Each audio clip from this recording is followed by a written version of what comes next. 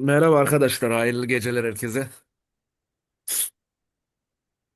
Şimdi bu videomuzda bizim gecikmeli de olsa bir işlem konuşacağız. Daha doğrusu beraber tartışacağız. Bu bölgeleri tespit ettiğimizde nasıl hareket edeceğiz? Oyun planımızı nasıl çizeceğiz? Ondan bahsedeceğiz.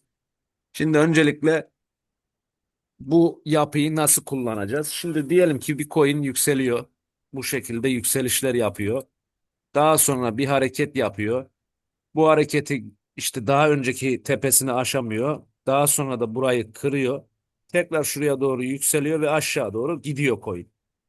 Biz böyle bir yapıda örnekler de vereceğiz tabii coinler üzerinden ama bu yapıda trend temelliyi nasıl çizip de değerlendireceksiniz ondan bahsedelim. Şimdi bunun üzerinde örneği çizeceğim fakat şuna dikkat edeceğiz. Bizim en önemli şeylerden birisi işlemi bir kere gecikmeli alacaksınız. Yani beklemeli alacaksınız.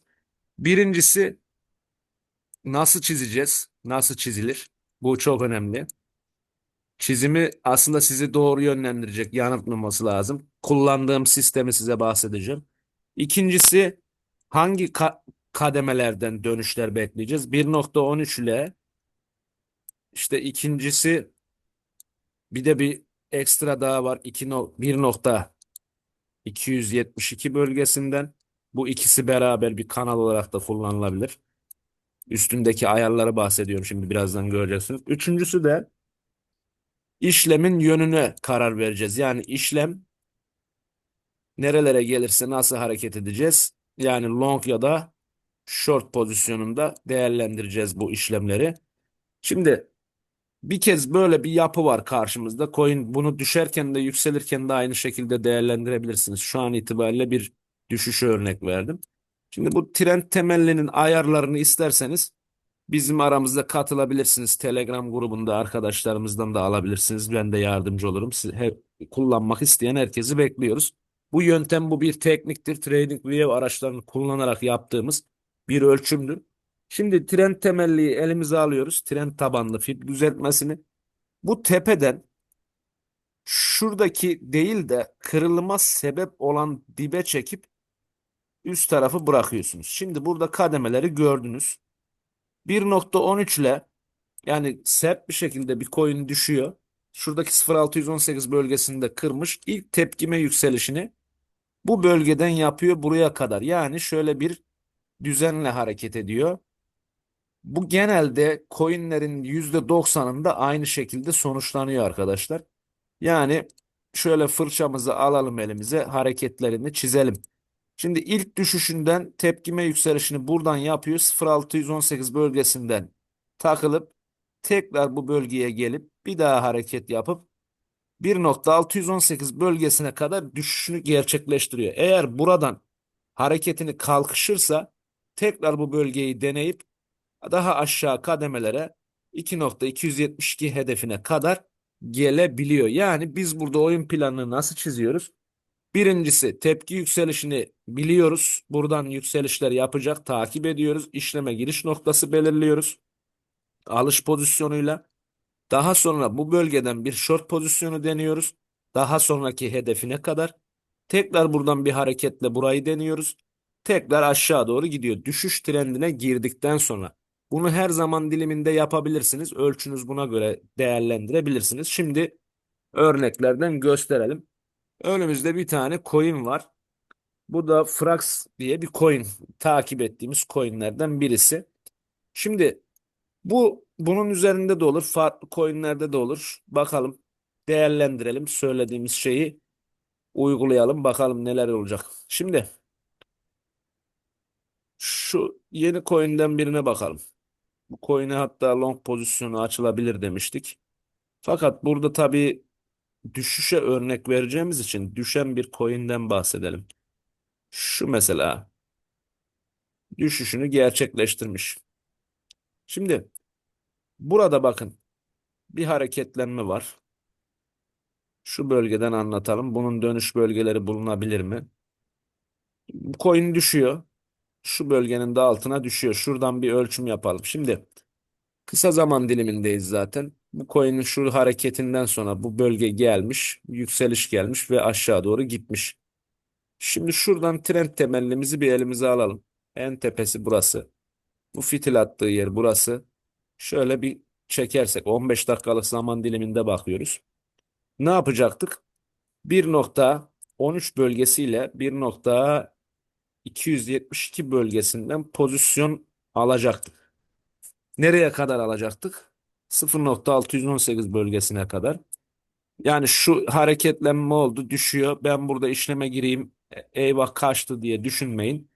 Ya girebilirsiniz ama bu kırılımı iyi takip etmek lazım. Şu bölgelerden yakalayabilirseniz olur. Nereye kadar tutacaktınız? Bu bölgeye kadar. Hani buradan şurada işlem açan birisi buralara kadar tutsa %21'e varan bir düşüş, gayet de güzel bir düşüş olmuş. Ama bizim derdimiz bu coin'in düşüşünün 1.13 ile 1.272 bölgesinden hareketlenip 0.618 bölgesine yükselmesi idi. Buradan takip ettik coin'i. Hareketleri şuradaki mumla, şuradaki tutunduğu mumla işleme girdik. Ve TP'mizi 0.618 bölgesine gayet de güzel bir yükseliş yapmış. %25'lik bir yükseliş vermiş. Evet, ilk pozisyonu aldık. Bundan sonra ne yapacaktı coin? Tekrar 1.13 bölgesine gelip buradan kalkışma hareketi yapamazsa aşağıdaki bölgeye düşecekti. Şu an bu coin'in bizim anlattıklarımıza göre hareketinin hemen hemen aşağı bölgelere inmesi olacaktır. Siz de izlerken bu videoyu sonradan coin'i açıp değerlendirebilirsiniz. Ne yaptı? Biz bu 618 bölgesini kırdıktan sonra dönüş yapacağı yeri biliyorduk. Bu bölgeden bir long pozisyon hazırlığı, yani planı yaptık. Ya buradan hemen emir atın işleme girin diye bir şey anlatmıyoruz. Burada izleyeceksiniz. Yapı harekete geçtiğinde siz de bu pozisyonu long yönünü değerlendireceksiniz. İkinci söyleyeceğimiz şeylerden biri 0.618 bölgesinden satış yiyecekti. Hangi bölgeye kadar? 1.618 bölgesini hedefleyecekti eğer orayı kırarsa. Ama ilk etapta düşünceniz yine bu bölgeler olsun. Burada da %18'e varan güzel bir makul bir kar var. Burada da bunu değerlendirdik, izliyoruz. Hareketin kırılımıyla bu aşağılara doğru devam edecektir. Eğer kırmazsa, burayı aşarsa tekrar burayı deneyecektir. Bunun üstüne atar giderse pozisyonunuz değişebilir. Başka bir örnek verelim. Yine düşen coinlerden birisi olsun. Mesela şu son zamanlarda düşmüş bir coin ama böyle bu tarz coinleri genelde ben tercih etmiyorum. Siz de tercih etmiyorsunuzdur herhalde. Çünkü bu mumların yapısını çok da fazla sevmiyorum ben. Şimdi gelelim 4 saatlik zaman diliminde de analiz yapabilirsiniz. Buna biçim koyun. Şuralardan bir yerden örnek verelim. Bir de long pozisyonunu, gerçi bunu long pozisyon konuşmuyoruz. Düşüşü değerlendiriyoruz. Bu da yeni coinlerden biriymiş. Başka bir listemize geçelim. Hatta Ethereum üstünden örnek verelim. Ethereum'un 15 dakikalık zamandır grafiğinde bakalım bizim bu stratejimize uyan hareketler yapmış. Genelde yükseliş için hareketleniyor fakat yukarılardan bir yerden arayalım. Mesela bakın burada gördüm. Şimdi trend temelliyi bu şekilde çizemezsiniz bakın. Böyle çizimi olmaz. Diğer tepe bundan daha yüksek. Çalışsa da olmaz. Şimdi mesela bu kısımlarda şunu diyebilirsiniz. Bir 15 dakikalıkta bakıyoruz ama saatlikte falan da bakabilirsiniz. Hiç önemli değil. Yeter ki o yapıyı görün. Mesela burada çizilebilir. Çünkü neden? Bakın gösterelim. Şurada bir yapı var. Sürekli buradan sekmiş. Kırılım yaptıktan sonra gelmiş, sekmiş, gelmiş, sekmiş, kalkmış, kırılmış. Bir sekme hareketi bakacağız. Evet, tam örneği. Çok güzel bir örnek burası. Şimdi biz ne yapıyorduk? Trend temelliyi elimize alıyoruz. Bu fitilden, kırılım yapan dipten kalkışma yaptığı tepeye çekiyorduk ve 1.13 bölgesiyle 2.200, 1.272'den işlem alacağız. İşlemimiz burada gelmesine rağmen burada işleme girdik. Yüzde kaçlık bir yükseliş? %1.2'lik bir yükseliş. Fakat buradaki hedefin buraya yükselişini beklememiz lazımdı. Şimdi bir şeyden bahsedeyim. Burada önemli konulardan biri. Eğer biraz önceki örnek coin'de bu yoktu bakın. Mesela burayı kırdıktan sonra pat diye buraya inmişti. Eğer dimdirek inerse buraya sekme hareketi gerçekleşiyor. Ama eğer bir coin bir yeri kırdıktan sonra 0.618 bölgesine retestini gerçekleştiriyorsa bu bölgeyi genelde ziyaret etmez. Bakın burada olduğu gibi biraz önceki coin'de direkt düşmüş ve buraya kalkmıştı. Bunu o zaman küçük karlarla kapatabilirsiniz aşağıdaki işlemi.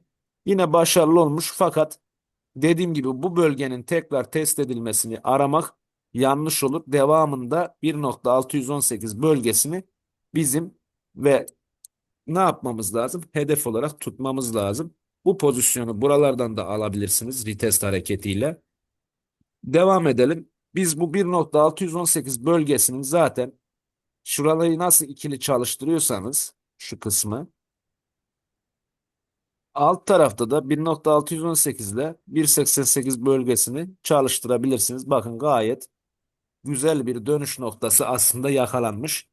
Buradan işlem alan birisi buralara tekrar salsa bile stop olmaz. 1.618 bölgesiyle 1.88 bölgesinden kalkan Ethereum bakın 0.618 bölgesinde sağlam bir şekilde kırdıktan sonra yükselişine devam etmiş. Bu kısmı kırıp tekrar retestini yapmış, düşüşe geçmiş. Yani oyun planınızı çizip coin üzerinde hareketinizi yapabilirsiniz. Buradaki plan neydi? 0.618 bölgesinden short gireceğiz. 1.618'e kadar tutacağız. 1.618 bölgelerinden long pozisyon arayacağız. Buradaki akümülasyonu takip ettik. Makul bir yerden girdik. İlk önce bura direnç olacaktır. Burayı aşarsa 0.618 orayı da aşarsa üst bölgelerden işlemi long pozisyonunu kapatabilirsiniz. Bakın burada tekrar bir yapı oluşmuş. Bu yapı oluştuktan sonra düşüş aynı yönlerde devam etmiş. Daha da aşağılara sarkmış. Bu zaten en son hedefi 2.272'dir. Ethereum şu an bu bölgenin üstüne doğru atıp tekrar aşağı doğru yönelmiş.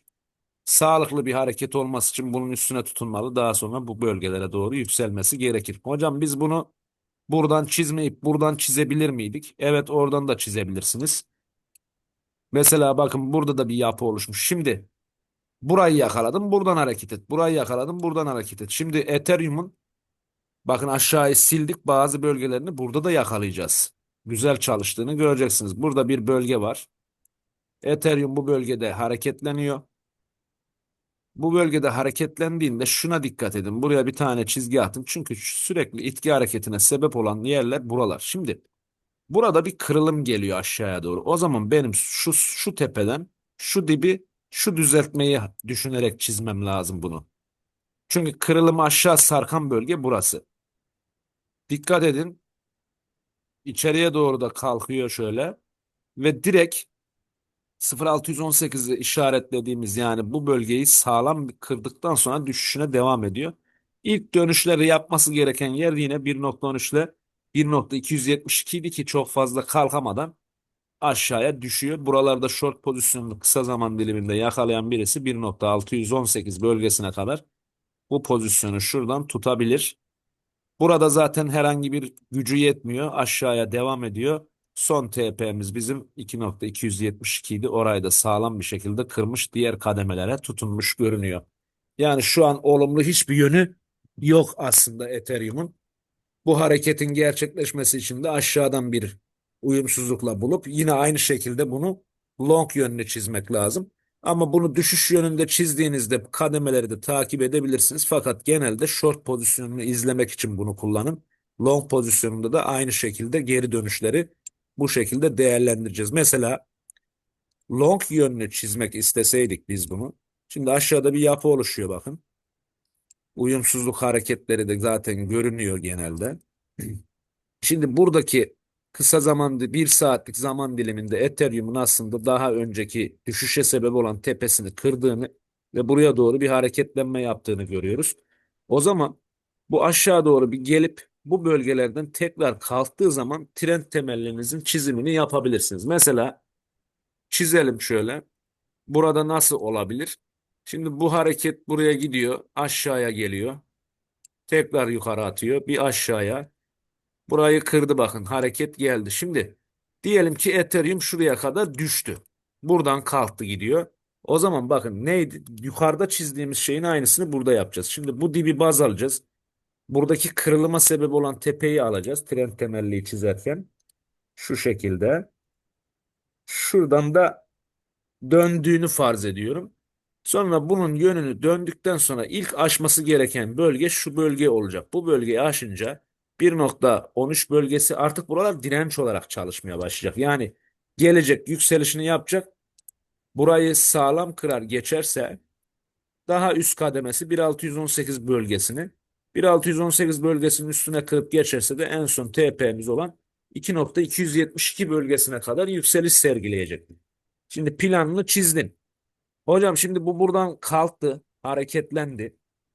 Buraya geldi, bir çarptı, geri aşağı geldi. O zaman yine bu bölgelerden dönüş hareketi belirleyeceksin. Fakat sağlıklı yükseliş için şunun üstünde mum kapanışı beklemen gerekecek. Buradan döndükten sonra yani şöyle bir hareket sergiledikten sonra buradan kalktı, gitti yukarıya doğru. Yukarıyı kırdı, aşağıya bir vites yaptı, mum kapanışında yaptı. O zaman sen buradan long pozisyon deneyebilirsin. Buna bir örnek verelim. Aşağıdan yükselmiş bir örnek verelim. Mesela Ethereum'un şurada bir bölgesi var. Zaten bunun long pozisyonu açılması gerektiğini zaten videolarda daha önce de çektim, ben kanalda var. Burada kullanmıştık. Mesela bakın şu dip, şu kırılıma sebep olan yer şurası da aşağısı. Buradan ne yapıyor Ethereum? Gördünüz mü? Aynı anlattığım yapının aynısı. Hareketlenmesini yapıyor böyle. Hızlıca anlatalım şurayı. İşte buradan buraya, buradan da kırılım dediğimiz. Yani aslında şurayı aşan bir yer burası. Şu kısım. Buna o zaman en dipten o kırılmaya sebep olan tepe aşağı düzeltmesi. Demek ki senin şu bölgenin üstünde mum kapanışı geldiğinde long pozisyon alman gerekiyor. Alış pozisyonu dediniz buradan. İlk düşüneceğiniz durak neresiydi? Burasıydı, bu kısımdı. Eğer burayı güzel bir şekilde aşarsa, yani kırılımla aşarsa, ki burada zaten saat kapanışlar üstünde yapıyor, geri çekilme yapıyor. İşlemi kapatmadan devam ediyorsunuz. Nereye kadar? 1.618 bölgesi. 1.618 bölgesine saygı bile göstermemiş. TP'nizi o zaman bu bölgede kapatıyorsunuz. Zaten gördüğünüz üzere biraz daha yukarı gidip aşağıya düşüp çakılma gerçekleşmiş görünüyor. Şimdi Ethereum'un zaten bakın daha önceki e, destek olarak veyahut da işte kalkışma hareketi yaptığı bölgeyi direnç olarak kullanıyor şu an, fark ettiyseniz sıfır noktası. Bunu buradan da takip edebilirsiniz. Bunun üstüne attıktan sonra buraya doğru hareketlenmelerde long pozisyonlar alınabilir. Bütün bölgeler çalışıyor bakın. Aynı zamanda bu düşüşte yine 1.13 bölgesinden tepkime alıyor. Orayı kırarsa 0.618'e, 0.618'i kırınca zaten diğer kademeler bakın aşağılarda olmuş olacak. Evet, kafanıza takılan bir şey var mı ya da bakmamı istediğiniz başka bir örnek var mı? Herhalde anlaşıldı diye düşünüyorum. Orada mıyız arkadaşlar? Buradayız hocam, Evet, sizi evet dinliyoruz. hocam anlaşıldı. Heh. Mesela bakın burada nasıl çizmeliyiz trend temelliyi? Şimdi ben şöyle aşağıdan yukarıya ölçüm yapacağız ya. Mesela bu tepeyi bulma şansımız var mı? Ya da bu yükselişi takip edeceğimiz bir bölüm var mı? Şimdi bu tarz hareketlerde ise mesela düşüş geliyor. Şuralardan aşağıya bir düşüş, tekrar hızlı bir kalkma hareketi, bakın bir düzeltme. O zaman şunu kullanabilirsin. Şu dipten şu tepeye ondan sonraki bu düzeltme hareketine kullanabilirsiniz. Zaten bakın söylediğimiz bölgeler yine 1.13 bölgesi, yine 0.618, tekrar bu hareketlenme 1.618'in iki kez çalıştığını bakın, gördünüz mü? Yani ciddi anlamda güzel bir teknik. Kullanıp planınızı yapıp buna göre hareket edebilirsiniz. En azından nereye gideceğini biliyorsunuz. Hedefinizin ne olacağını. Şimdi bir destekleyici bir şey daha yapalım. Kan biliyorsunuz benim en sevdiğim konulardan biri. Şu dipten sıfır noktasını kaldırıp şu kırılıma sebep olan bölgeye doğru çektiğinizde, yani retest hareketini de kullanabilirsiniz. Çünkü retest hareketi daha iyi bu tür. Hocam buradaki kırılım şu tepeler değil mi? Aslında değil. Neden değil? Çünkü bakın buradaki tepeyi hareket kırıp aşağı gelip ondan sonra gidiyor. Yani bu sıfır noktasından retest hareketi gelen yerden çalıştırmak daha sağlıklı olur. Dönüş noktasını bulabilmek için. O da bize zaten bakın aynı bölgeyi işaret ediyor. O bölgede şuradan short pozisyon olacağını söylüyor. Buradan bir kez bu short pozisyonu gerçekleşiyor. Yüzde kaçlık bir düşüş? %12'lik bir düşüş. Tekrar aynı bölgenin bir likidasyonunu temizliyorlar. Bir daha aşağıya ve daha dikkat edin, iki tane sağlam konuyla işleme giriş bölgesi belirlediniz. Yani bu coin yükseliyormuş, gidiyormuş. Bir önemi var mı? Yok. Oyun planı belli. Demek ki şu bölgeler 0,618, özür dilerim, 1,618 bölgesi bize satıcılı bir bölge. Gan kutusunun bu retest hareketi yine satıcılı bir bölge. Demek ki benim buralardan artık bu coin'i shortlayamayı düşünmem lazım. Yani short açmayı düşünmem lazım. Peki bu hareket 1,618 bölgesinden geldikten sonra aşağıdaki 0,618 bölgesinden de longlamam lazım. Şimdi bakın, bir plan yaptınız. Bu coin gidiyor. Şuradaki kırılım ve retest kapattı, bakın mum kapanışı yaptı. Burada long pozisyonu açar mıydınız? Plan yaptık. Evet. Derdimiz bu zaten. Size anlatmamızın sebebi de bu. Ben buradan bu bölgeye kadar bir long pozisyonu denedim. Bakın, bir tane coin üzerinde plan kurduktan sonra kaç tane işlem şansı var? %17'ye varan bir yükseliş. Sabredersen alırsın. Daha sonra bu bölgeden zaten satış yiyeceğini biliyorum. Fitille geliyor. Şuradan diyelim ki short pozisyonu açtım. Yani her türlü sağlı sollu işlem alabileceğiniz bir sistemden bahsediyoruz. Bakın, bir long bir short. Buradan dönüşünü düşünüyorsunuz. Çünkü sizin için önemli bir bölge. Bir işlem, ikinci işlem. Üçüncü de buradan dönüş için aynı bölgeye tekrar bir long pozisyon. Plan belli. Planımız bu. Peki bu bölgeden yine red yiyor. Bu sefer red yedi, şu bölgelerden bir yerden short pozisyon. Satış pozisyonu. Yine bu bölgeye doğru bir karım noktası belirlersiniz. Zaten gerçekleşiyor. Karı da veriyor. Peki buradan bir dönüş pozisyonu gördük. Bakın, burada birkaç kez aynı hareketi yapmış. Long açmıştık.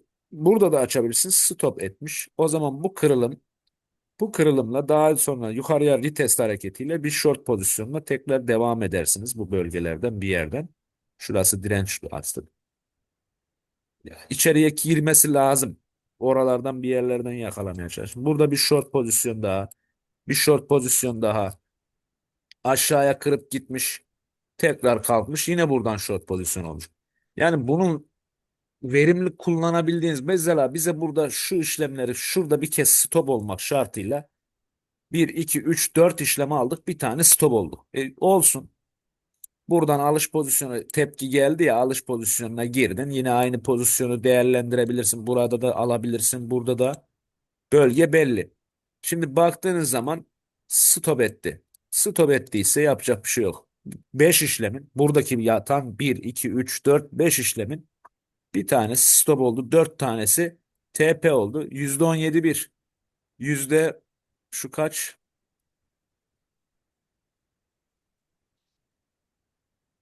Yüzde kaç burası? %12. Bir tane daha işlem var bu arada. %17 bir tane daha var. %12 bir tane daha var. %3, %4'le de stop oluver yani. Ne olacak, değil mi? Evet, trend temellinin plan anlamında nasıl kullanıldığını konuştuk şu an. Bence güzel oldu. Birçok coin'de de bu stratejiyi kullanıp önünüze bakabilirsiniz. Bu coin ne yapacak? Nerelere gidecek? Nasıl hareket edecek? Bunu değerlendirmek adına güzel bir plan. Mesela buradan trend temelli çizilir mi hocam? Bakalım. Bence çizilir. Neden çizilir? Çünkü bakın, şu bölgede asılı kaldığını görüyoruz coin'in. Alttan çizeceksiniz. Bakın, neydi bizim trend temelli de çizme taktiğimiz? Hareketler olacak.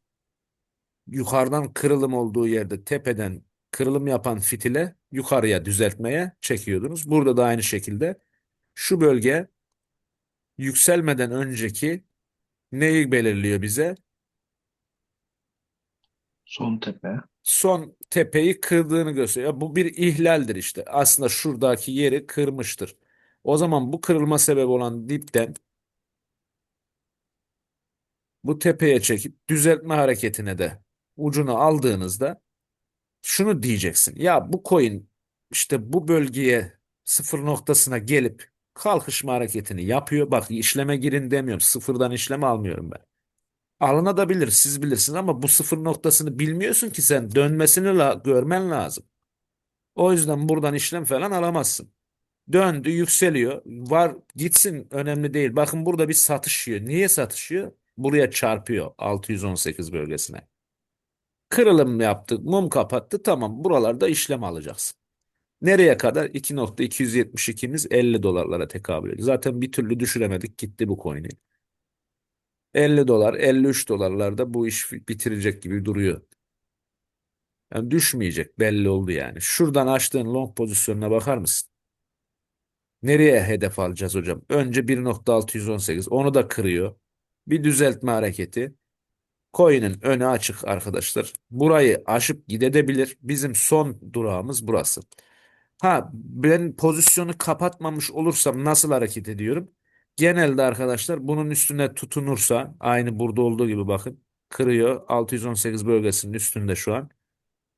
Şöyle bir hareket sergilerse, burayı işte kapatmamışsam pozisyonu, buraya gidip tekrar gelip şöyle şurayı kırıp, aynı burada olduğu gibi, şuradaki mum gibi bir mumla buralarda kalırsa, bilin ki ta buralara kadar rallisini devam ettiriyor.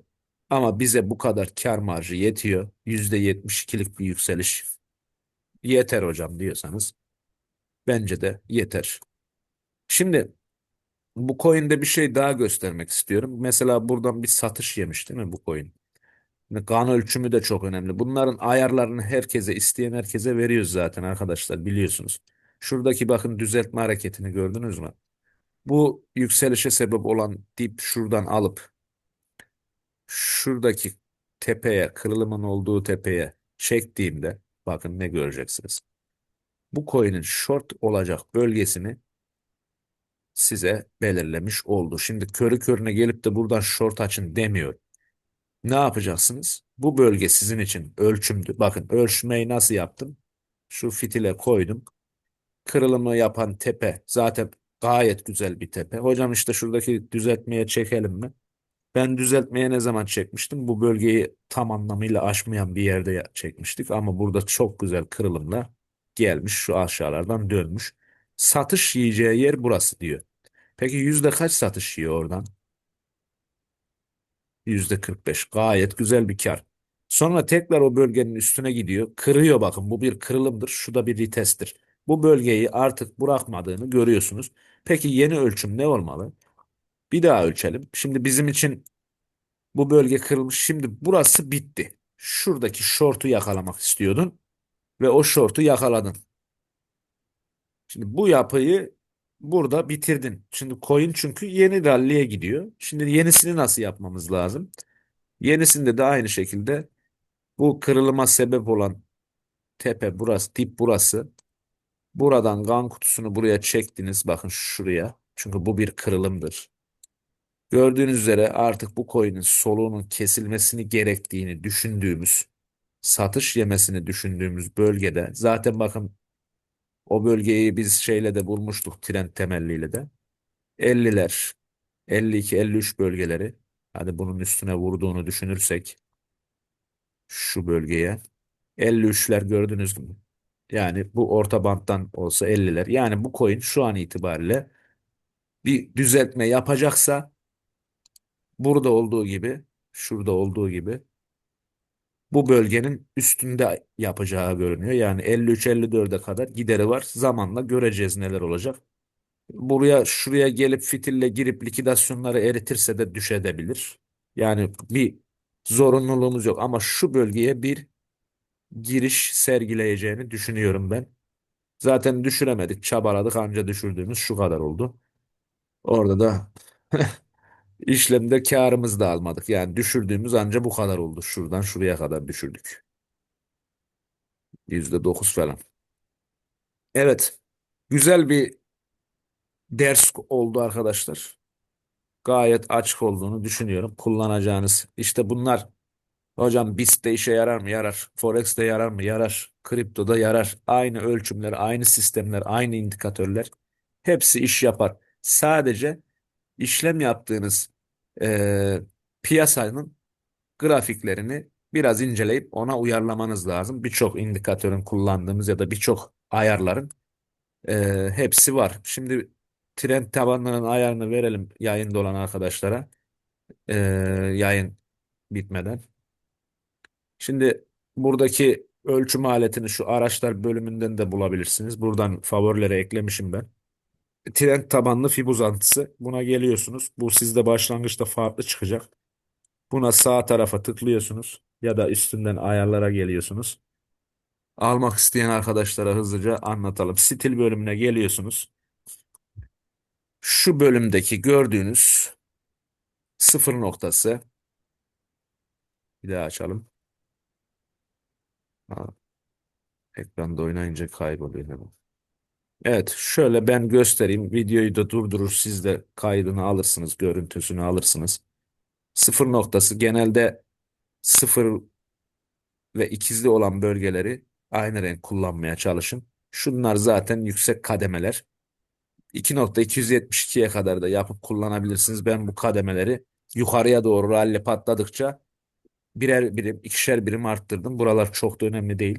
Sıfır noktası 0.618, 1, 1.13, 1.272, 1.618, 1.88, 2.272 diye bunları kodlayın. Renklerini de benimle beraber aynı kullanın. Ben zaten Telegram grubundan isteyen arkadaşlara da ekran görüntüsü atacağım. Güzel bir konuyu işledik. Umarım sizlere de faydalı olmuştur. Sizlerin son cümlesi varsa alalım, kapatalım yayını arkadaşlar. Emeğinize sağlık hocam, gayet güzel. Teşekkürler.